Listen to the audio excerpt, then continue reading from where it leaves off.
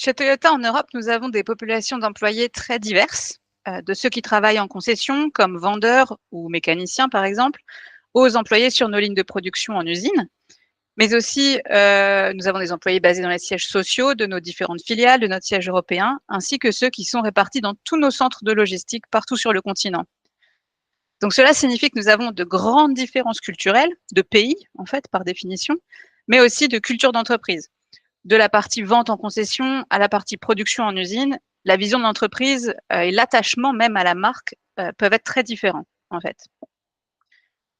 Du coup, pour nous, ce partenariat olympique-paralympique, c'était avant tout un moyen de fédérer toutes ces populations, de les rassembler dans la grande famille Toyota. Et nous nous sommes attelés à engager ou parfois même réengager certaines de ces populations qui pouvaient se sentir par moments un peu à l'écart des grands projets de l'entreprise, typiquement comme ce partenariat des Jeux. Un partenariat comme celui-là, ça peut paraître un peu théorique, un peu éloigné des préoccupations quotidiennes, comme le chiffre de vente pour les concessions ou la quantité de voitures à produire par jour pour les usines. Mais on s'est quand même rendu compte qu'il y avait une vraie soif d'information de la part de ces populations, notamment de celles qui sont les plus éloignées, comme dans les usines. Une soif ou peut-être même, je dirais, jusqu'à une frustration de ne pas avoir autant d'informations que, par exemple, les employés de siège. Et en fait, cette curiosité a été pour nous un vrai atout. Il fallait qu'on l'assouvisse pour pouvoir générer ou régénérer de l'engagement auprès de ces différentes populations un peu plus éloignées. Donc, on a commencé à réfléchir à comment approcher toutes ces différentes populations d'une façon adéquate, selon leur spécificité à chacune et leur culture, pour susciter leur intérêt. D'abord et avant tout, il fallait qu'on ait une solution adéquate qui puisse être accessible à chacun, peu importe la langue et peu importe que l'employé ait ou non une adresse email Toyota. Car on s'est rendu compte qu'il y avait une grosse partie de nos employés en Europe qui n'avaient pas d'adresse email Toyota, les employés d'usine typiquement, qui évidemment ne travaillaient pas sur ordinateur, mais aussi les employés de concession, parce que nous ne détenons aucune de nos concessions en Europe. Elles sont toutes détenues par des groupes de concessionnaires, et pour autant, pour nous, les employés de concession font partie de la grande famille Toyota. Donc, il nous fallait un outil qui puisse être accessible à chacun, et c'est ce que nous avons trouvé avec notre solution d'app en compagnie de Sportirose, une app traduite en 34 langues à laquelle on peut se connecter avec son adresse email privée. Ensuite, nous avions besoin de mieux comprendre nos différentes populations d'employés, qui évidemment avaient chacune leur spécificité.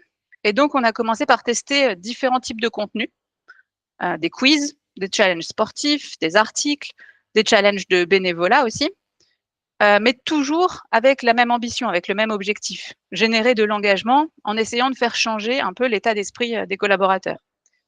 Un exemple, nous avons fait un challenge où il fallait se mettre à la place d'un para-athlète.